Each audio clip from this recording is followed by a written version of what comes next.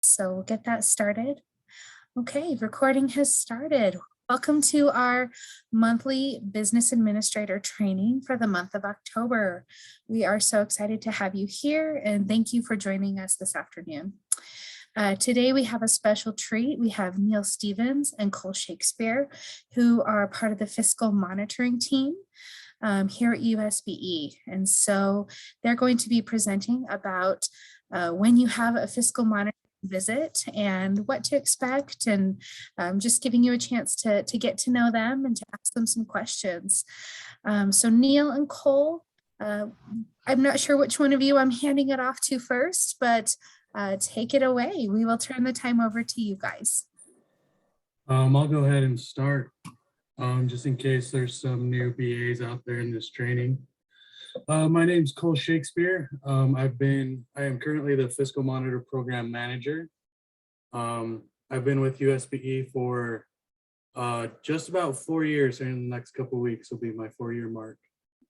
I started out as a state special ed funds kind of compliance manager, auditor, had a bunch of different job titles in that with how administrative titles and whatnot change and stuff. But in the last year or so, it was decided to move all fiscal monitors that were in different programs, like our Title I fiscal monitors, CTE, that kind of stuff. I'll put them all under financial operations and in one team, so that as we get this program going and on its feet, hopefully we'll all have all fiscal monitors on the same page, kind of asking the same kinds of questions, doing the same kind of procedures and whatnot, and just kind of make it more streamlined and consistent is what I would say. Yeah, so I'll go ahead and get started. I'm going to share my screen really quick. I just have a few slides about the fiscal monitoring team, who is on it, and kind of what their roles are. So again, like I said, I'm the Fiscal Monitor Program Manager. I am still very much involved in the special education programs, as we just hired a new fiscal monitor, and he's going to be taking over that role in those programs, the state special ed programs.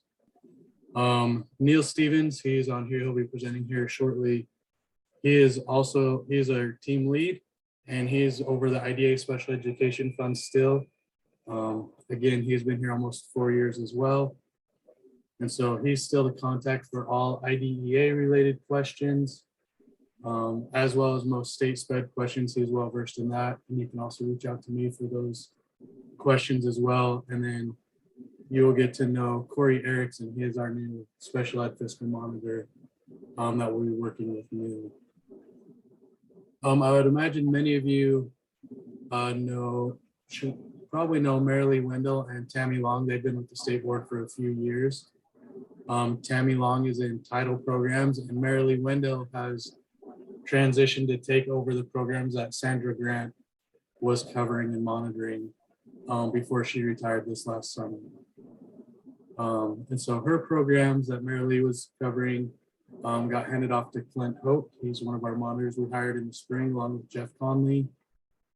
Jeff Conley is working with Wendy Morton and CTE, helping with their membership audits, and then also the on-site monitoring visits when they come out to see you guys.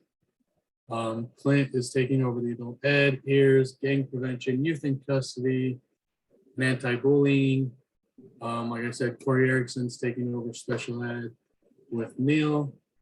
Another new hire we just recently had is Joe Hovey, a program that has not previously had a dedicated fiscal monitor is transportation. And so he's going to start working with Ron Litchfield in that area, helping with his reports, and then also be doing monitoring over transportation, going over general ledgers, making sure things that are charged to the transportation funds are allowable, and getting going in that. He will also be working on the student health and counseling program and Title IIA and Title IV. So as we're getting these newer people up to speed and in their programs, they'll be reaching out to do fiscal monitoring stuff. And we just ask you to be patient with them. they'll try and help you, and they'll come back to us with questions or anything if they don't have the answers to questions you have for them. So that's our team as of now. We have 7 fiscal monitors plus myself. We do have 1 vacant fiscal monitor position that we'll be hoping to fill here in the next couple months. We'll post that open position and try and get somebody in there to cover a few more programs and whatnot.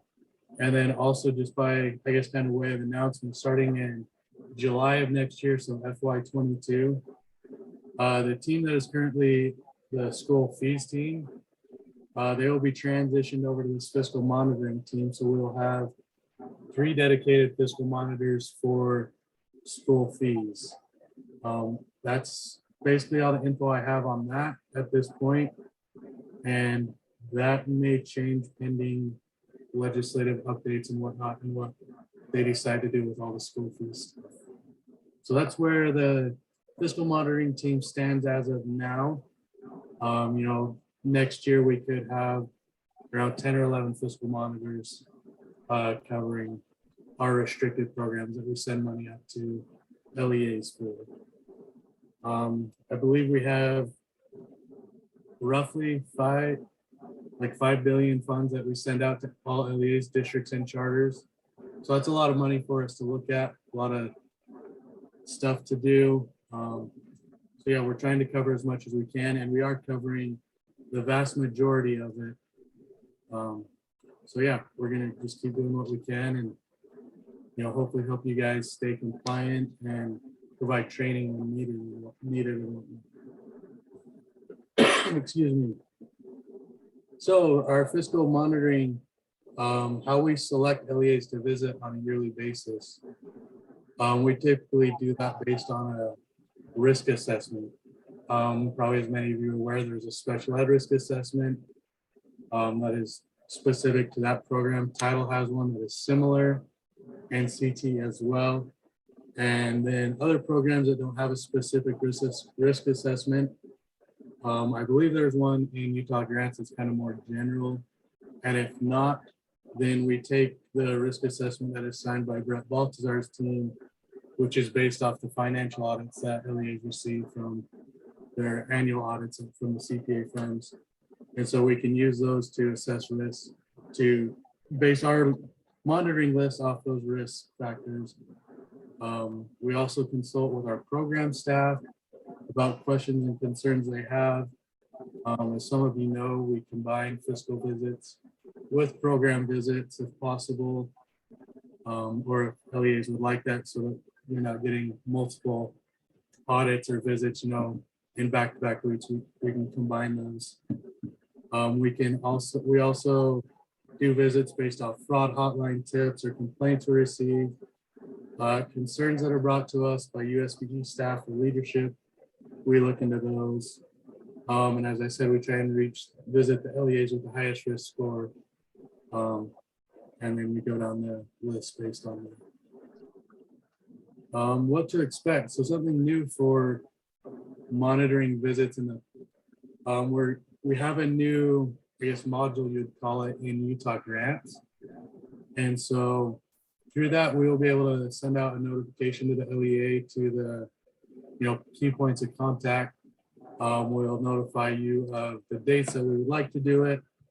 We can, you know, set request documentation that you can send to us beforehand. You can upload general ledgers, supporting documentation, time and effort documents, all that kind of stuff like you upload for your regular IDA application. When you upload documents, it'll be that same process.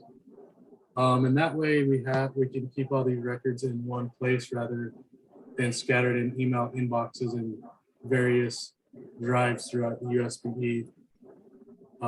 So our visits, they can be in person or they can be virtual if you would like. That is something that you can decide with the fiscal monitor that reaches out and contacts you. I know personally, I like to do in-person visits when possible. I just like to be face-to-face and have that interaction and whatnot. But, you know, with COVID and everything, if it's not allowed or you're not comfortable with that, we can definitely do it virtually. Typically when we come to a visit, We have an interview. We go over the program financials, talk about your LEA finance policies and procedures, do general ledger review, do some sampling of individual line items. So we pick various expenses, look at them, look at the supporting documentation, make sure they're allowable, look at time and effort documentation, if it pertains to that program. And then other supporting documentation we may request and review. Could be payroll journals, invoices, receipts, purchase orders, things like that. Main thing we're looking for when we go out is program compliance. So as you know, many of these the programs we look at are restricted and have restricted use of these funds, and they can't just be used for anything. They have guidelines and rules and allowable uses of funds. So that's one of the main areas we look is allowable use of funds. So we base that based off the individual program rules. We look at uniform grant guidance for federal funds, state code, USBE board rule. We look at your LEA compliance with your own internal policies and procedures. For example, well, in the interview, we'll ask about your purchasing policy and procedure. And then when we look at supporting documentation for expenditures, we check up to make sure you actually follow what you say. For example, if you say you have to have 2 approvals by the BA and by the program director, we make sure those signatures are there and all the supporting documentation and it follows, your own rules that you guys have set for that. We look at your supporting documentation, time and effort. And then one of the big things is, proper accounting, doing the program accounting with special ed, making sure that LEAs are tracking the state special ed funds, per program and not just throwing it all into the 1200 account. They each need to be broken out and tracked according to their program code, the 1205, 1215, that kind of stuff. Also, we are looking for ways to help you guys be compliant. We know these programs are complex and people change and they take knowledge and rules change and whatnot. So we provide training on site if we find something that we think could be done better or things that need to change. We'll provide training to you guys on site. Or if you guys need, you can request training from us for different programs. We can come do an on-site training or we can do a virtual one, whatever is needed. We're happy to research questions and concerns. We have lots of contacts inside USBE with our program staff. And then we also have national TA centers that we can ask questions to, and they provide us lots of help with that kind of stuff. Then also, if we find that an LEA is lacking in some policies and procedures, if you need help developing new policies and procedures to put into your rules, we can help with that. So that's all I have, kind of a high level fiscal monitoring team, fiscal monitoring visit overview. Are there any questions for this in the chat?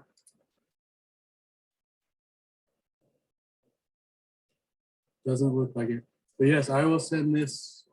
I can send my slides to Maureen, she can send them out, and then Neil can send her his slides as well. And yeah, we can go from there. So no questions for me right now. We'll pass it on to Neil and we'll go from there.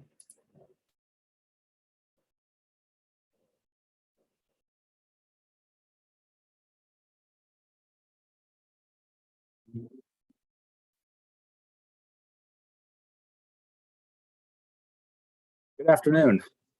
It's been probably about a year and a half since we got presented to the business officials from the charter schools, and we hope we find you guys well and enjoying the school year.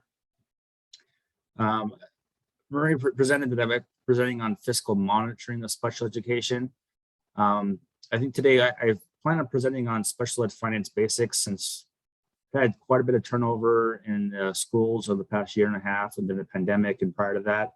And I'm seeing some new faces that we don't recognize on the business administrator roster list. So I thought this would be a good time to rehash the special ed finance basics. So as Cole mentioned before, it's primarily been Cole and myself that have been over the special ed finances, and that will continue to be the case. And we'll be transitioning duties over to our new staff members as they gain those competencies and understanding and are able to assist LEAs. So just overview of, we have two sets of funds. We have a special education state funds and special education federal funds. And they come from two different sources. Obviously, one comes from the federal government, and comes from the state legislator. The state funds, we have 7 different fund types, as opposed to 2 different fund types for the federal government, for the federal funds. The biggest difference is going to be that the state funds are distributed on 1/12 basis, meaning your annual allotment is divided into 12 equal payments throughout the year. One key note to understand about that is that many state funds are adjusted for the October 1 enrollment after the appropriation is done. However, state special ed funds are not made the adjustment. So the amount you get on your allotment from the legislative estimates at the beginning of the period is a static number. It will not change. Also, these funds have no expiration date, as opposed to federal funds, which have an expiration date of 27 months from the initial period of availability. For federal funds, that begins in July 1. Now, many may recognize that the federal funds, you don't receive them out on July 1. That is correct. That we at the USB don't receive funds from the federal government until July 1. And at that point, we receive 30% of our annual allotment. The remaining percentage of our annual allotment is provided to us on October 1. So there's a lag in when we receive the funds. We have to be able to validate those and put them in our state financial system. So it takes some time to be able to work those funds through from receipt of the award letter from the federal government all the way through to being able to disperse those to LEAs. And that would account for the time period or lag. So with federal funds, an application is required, whereas with state funds, no application is required. And because of the application process and certain things that we must verify before approving an application, it can take up to 90 days from the time that we issue or open application till funds are approved. Hey, Neil, real quick. Yeah. Go back to that slide. So it said the state funds don't expire. Do you want to touch on the carryover cap, the 20%? So they don't expire. The exception to that is there's a board rule that says that you may not carry more than 20% of your state funds compared to your annual budget. So your annual budget is defined not by how much you appropriate, but how much you actually spend. So we have a calculation, this is per board rule, that we sum up all expenditures between state, federal, and local sources in special education in the prior fiscal year. We then, if your APR, divide that into how much carryover funds you have in state special education to determine your carryover percentage. Any amount exceeding 20% is subject to recoupment by the state. So although there's not an expiration date, there is a threshold for which you may not carry over additional funds. So the intent is to get those funds spent by LEAs on students with disabilities for the required services, and not to provide an incentive to save the funds. And so that we feel like that 20% threshold is sufficient enough for a quote unquote rainy day fund for unexpected student expenditure, the costly student, or increase in staff members, those types of situations. But the state board has felt that more than 20% is not appropriate to carry forward. The funds are restricted use. It's restricted to the identification of students with disabilities, also known as child find, meaning the cost that you incur to test students, to provide interventions to students who become special ed students. Those are identification costs. Also, the education of students with disabilities. That includes related services such as speech, OT, PT, whatever other services that are listed on our IEP. Those are eligible costs. We also allow for program eligibility and compliance requirements. Those costs are allowable costs, But in order to be eligible to use special education funds, there are certain requirements that must be met.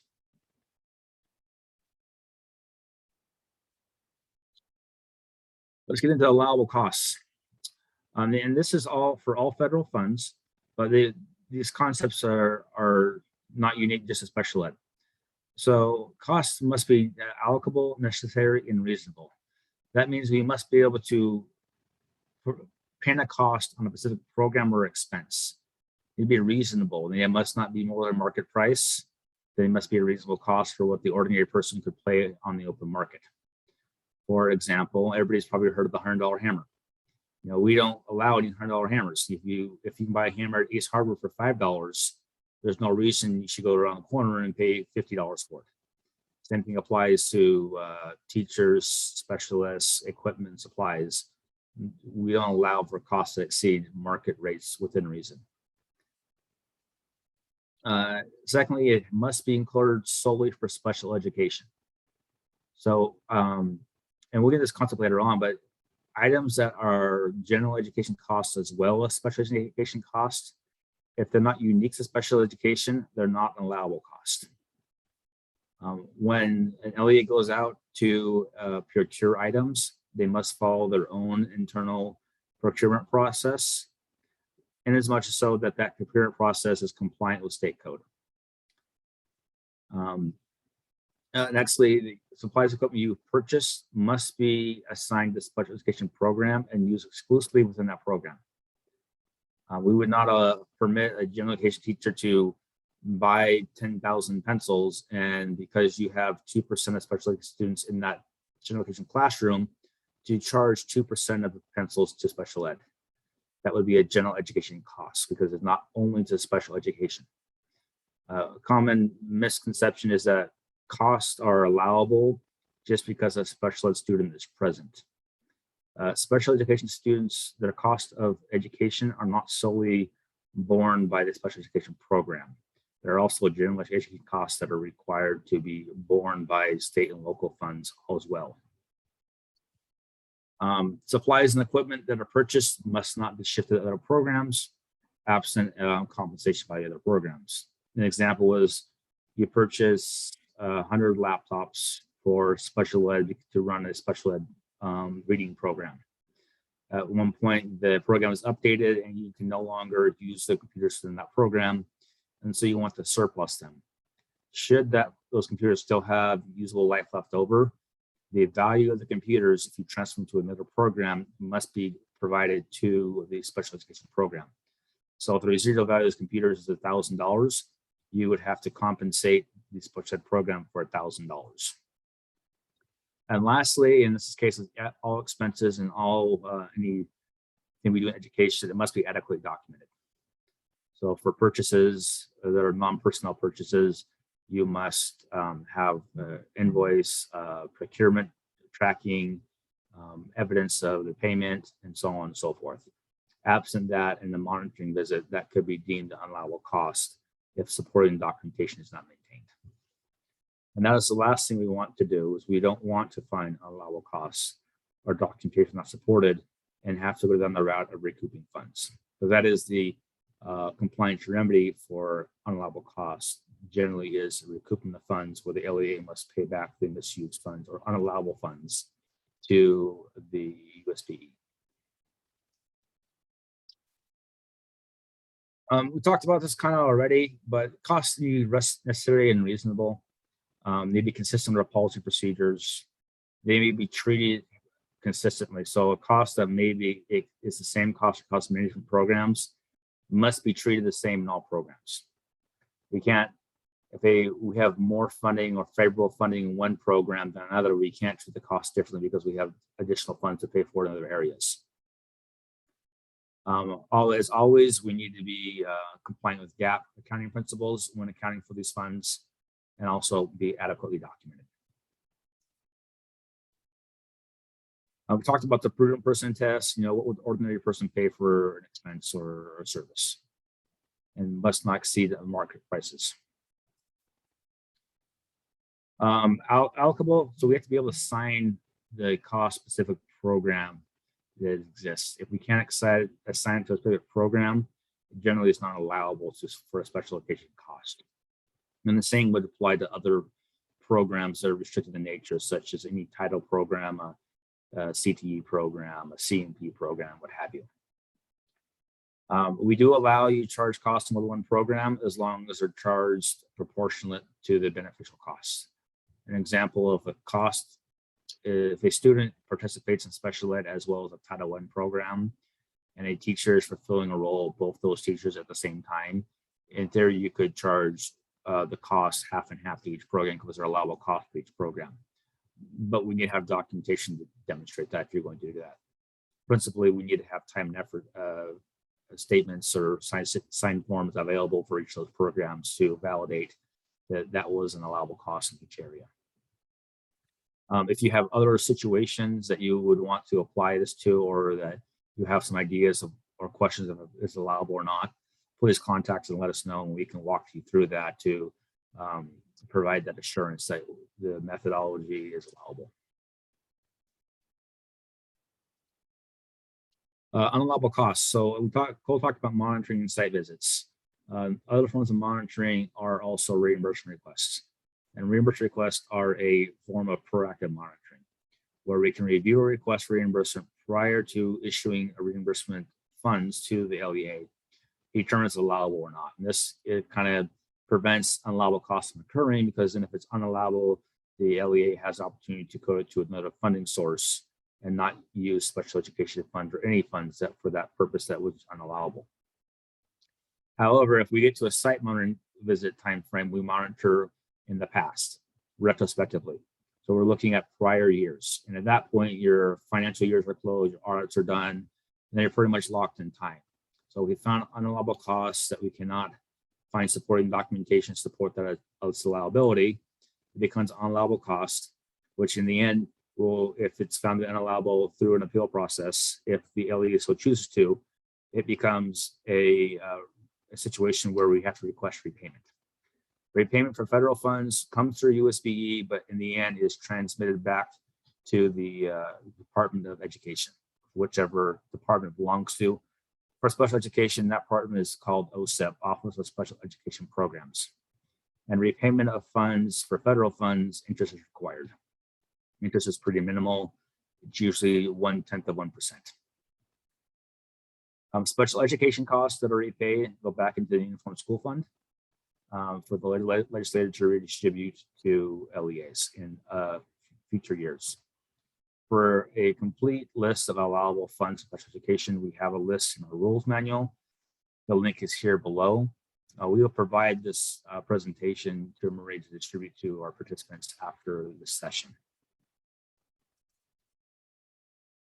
So IDA excess costs. Excess costs is the principle that costs for education, special education costs more. General student disabilities are general education students first. There are costs that they are going to incur that are not unique to special ed program. For example, I have a child who is autistic, and so he goes and receives reading services 30 minutes a day in the special ed classroom. But for the remainder of the day, other 6 hours a day, he's in class. He has a music class, he has a PE class, he receives lunch services, and he goes outside and plays in the playground. All those activities have other costs associated with them that are not unique to special education. They're part of the general education curriculum. So excess costs was devised as a way to ensure equity of costs are spread out across all educational programs. So this is a measurement to measure that state and local resources are used to support special education costs and education of these students. And it also supports the idea that federal funds are a supplement to state and local funds, not a replacement.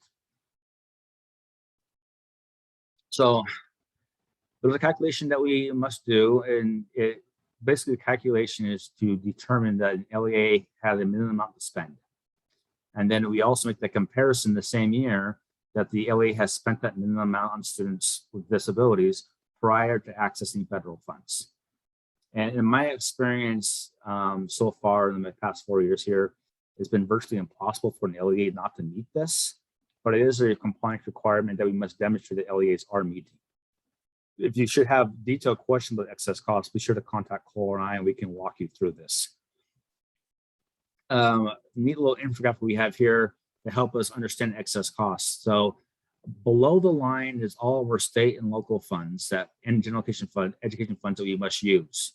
Anything above the line is for federal special education costs, and those are considered excess costs in excess of what the state and local can support.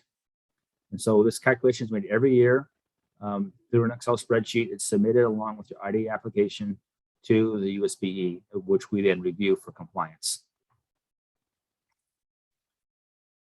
That brings us to another compliance requirement we have in IDE as MOE. So MOE is different than excess costs. MOE ensures that the amount of state and local resources dedicated to special education services and supports are not reduced from one year to the next. So the difference here is that excess cost is the same year comparison, comparing what my minimum standard was and what I did spend that year. Whereas MOE is a cost comparison or expense comparison from one year to the next. How much did I spend last year on students with disabilities compared to how much I spent this year on students with disabilities? And I've linked here is a resource to a document that explains the detailed differences here. I won't get into all the detailed questions here, but have in mind that just the biggest differences is that it's a comparison of year to year for MOE, and same, but excess cost is the same year comparison. MOE does have a compliance penalty for non-compliance, whereas excess cost does not. So the difference with MOE is that we, for example, if your MOE threshold is $1,000 and the following year the LEA spends $90, that would mean that there's a $10 shortfall. Absent a qualifying exception or exemption, the LEA would have to pay back $10 to the Department of Education at the federal level. So I think in our time, we maybe had one or two people pay back minimal amounts in the past 4 years. So non-compliance is not common, but it's something we need to pay attention to.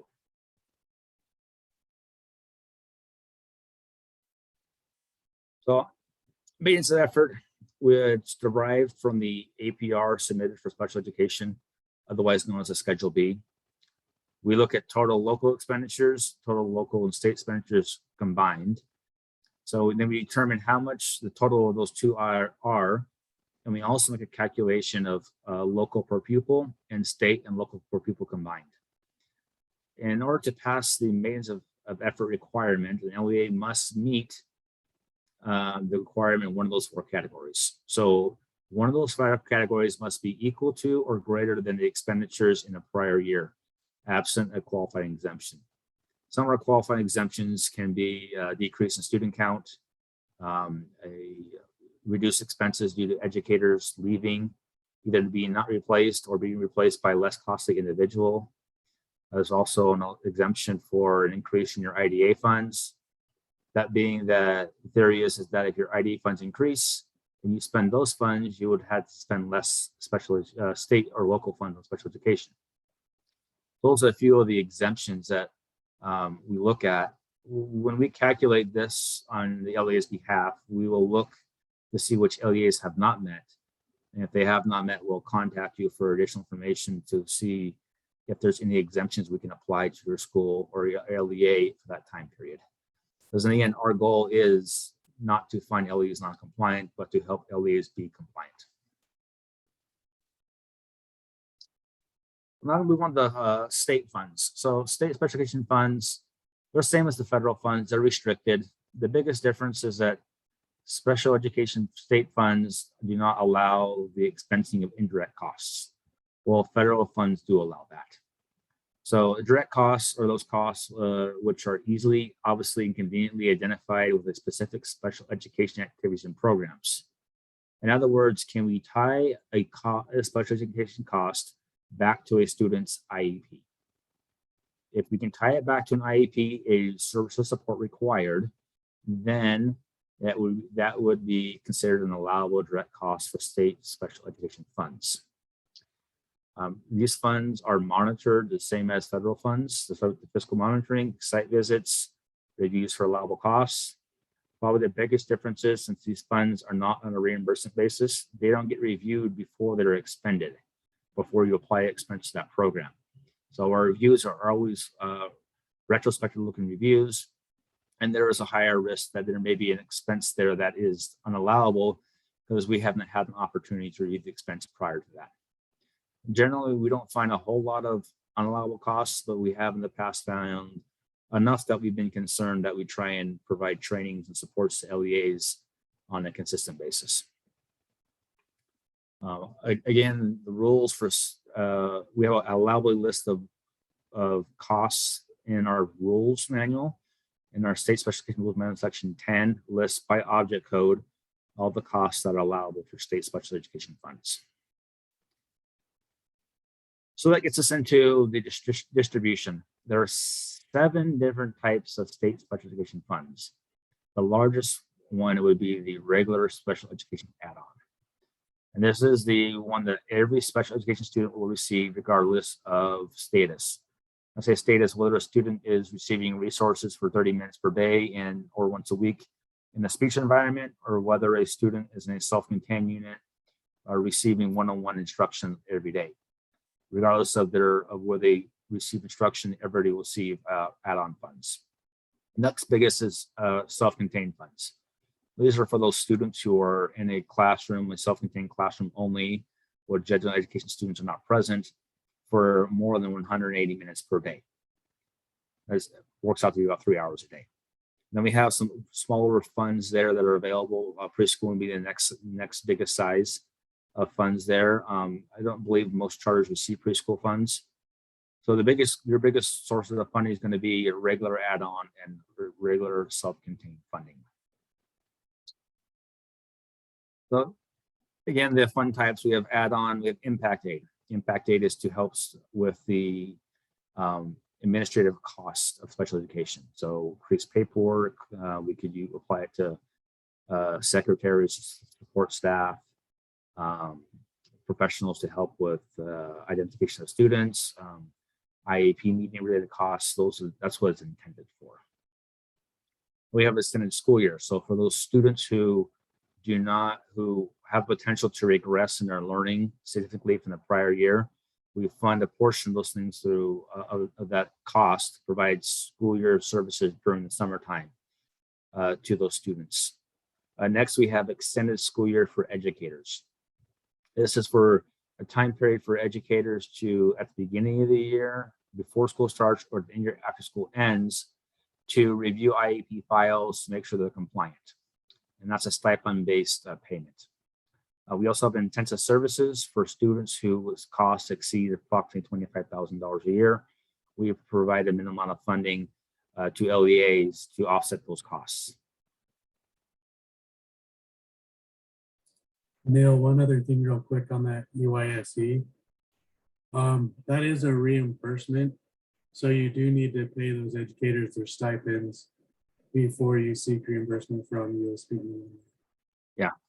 But we have some first slides that will address that here. I'm not gonna go over all this in detail here.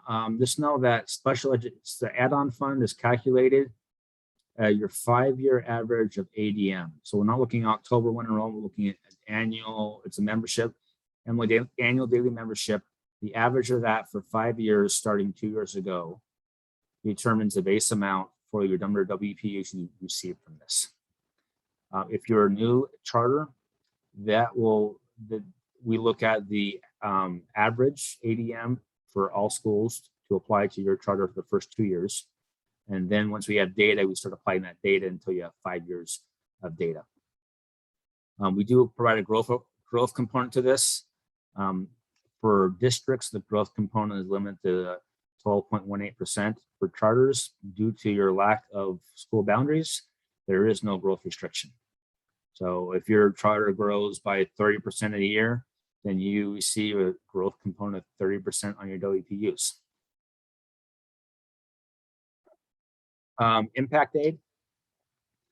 We talked about what it's for and additional costs. You can use it for students in state custody, prisons, detention facilities. Typically, this doesn't apply to charters, but you still receive the funding to offset additional costs, administrative costs for administering the state special ed program. I will highlight though, this funding cannot be used to pay school directors. The role of the school director is to support all students in administering the operation of the school. The school director is not providing, is not providing direct student services, special education services to students with disabilities. That is a key component for allowing the charge of individual special education. Are they providing support directly to special education programs such as support staff or secretary or clerical staff, or are they providing direct services to those students? Absent one of those two criteria, you would not be able to charge an individual to a special education program. And so that's the basis for not allowing school directors to be charged to special education unless they're providing direct services. I bring it up because we've had quite a bit of situations where school directors have been charged to a state special education program, and we've had to recoup those expenses through repayment of funds. We don't want to find ourselves in that situation, and that's why we're mentioning this now. Senate school year is paid in 1/12 allotments. It has two parts to calculate it: a base amount. It's approximately $2,800 that every LEA receives. And then we do a population count of number of students who have ESY on their IEP plan versus the number of students in your special education population. And that percentage determines how much you receive for ESY. Generally, ESY funds are supplemental funds. They do not cover all costs for all students in the ESY program. We talked about ESYE, extended year for special educators previously. Cole mentioned that's a reimbursement of wages paid. And I understand that this may be off contract time that you're paying, that you need to pay for your educators to do this work. Under state of Utah payroll laws, you're required to make payment for services to an individual who provide those services within 30 days of service being provided at the latest. Or if your regular payroll periods are within 2 weeks of providing the service, then it must be paid with the regular payroll. I say that because we've had LEAs that have submitted for this reimbursement, but they've never paid the teachers until we provided the funds.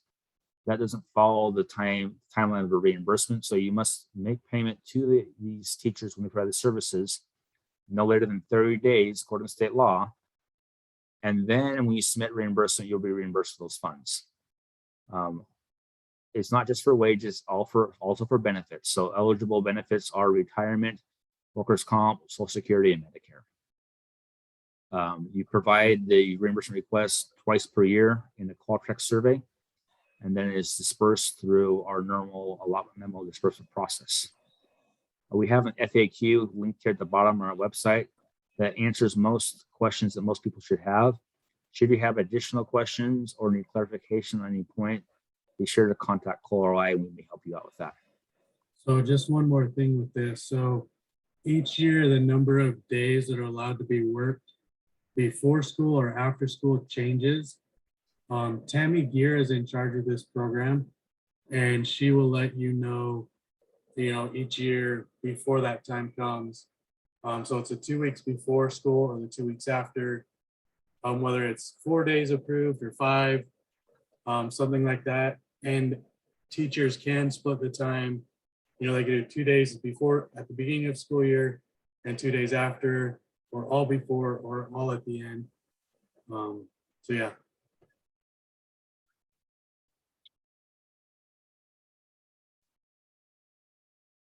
Intensive services.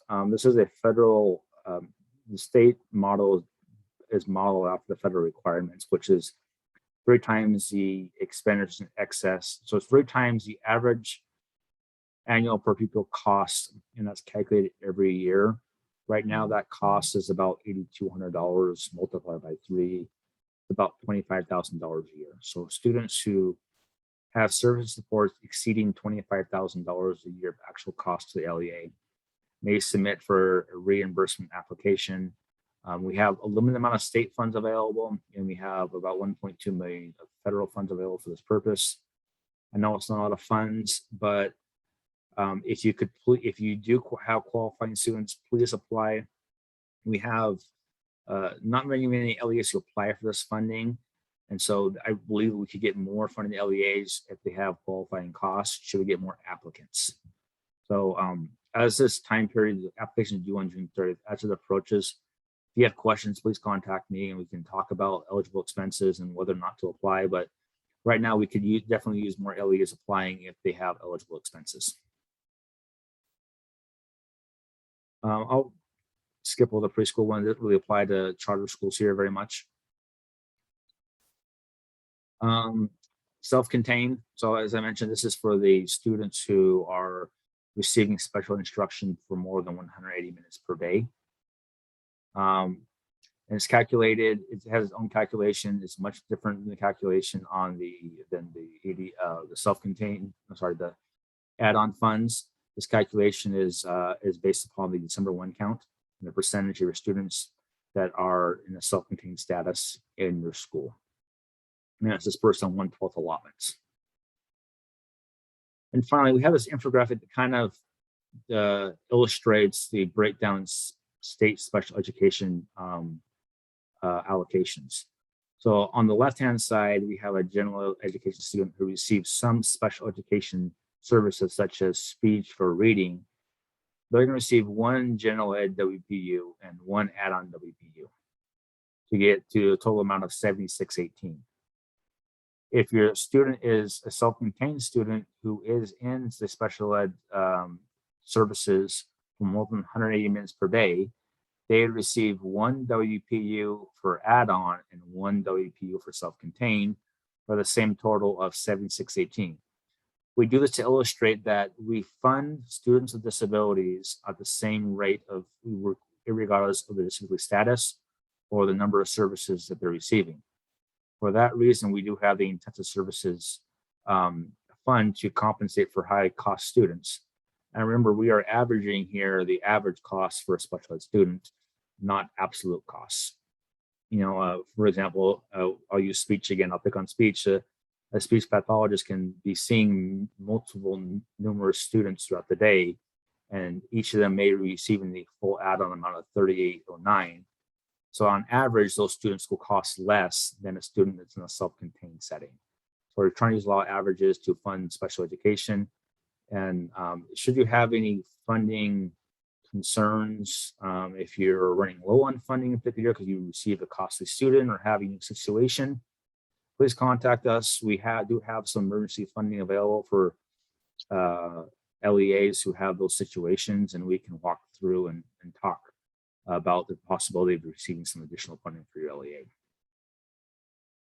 Finally, we have our contact information for Cole and I. If you have any questions, be sure to contact us. I guess now, do we have any questions about this, about fiscal monitoring? Any questions about special education, program administration? We're here to answer those questions. We have one in the chat that is asking about more info about the prevalence limit. So the prevalence limit does not apply to charter schools. So you guys don't need to worry about that. I know it's been in discussion in the legislative session for the last couple of years. It just pertains to the districts and the amount of growth that can be added onto their WPUs. So, yep, does not apply to charters. Don't need to worry about it.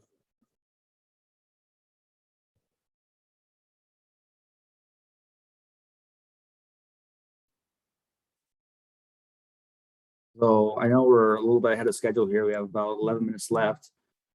Should you have, the rest of the time is yours. You have Cole and I for the next 11 minutes to ask any question you have. That's a good offer, getting to ask any question to Neil and Cole for 11 minutes. So any other questions, feel free to unmute or come off, mute, and you can ask that, or you can put it in chat. We are recording this, so we will make sure to send the recording as well as Neil's slides and Cole's slides to you so that you'll have all that information. I'm not seeing any other questions. Go ahead. I'll make a shameless plug. For the past year or so, we've had a lot of influx of federal funds, one-time funds to the ESSER and GEARS programs and ERP programs. That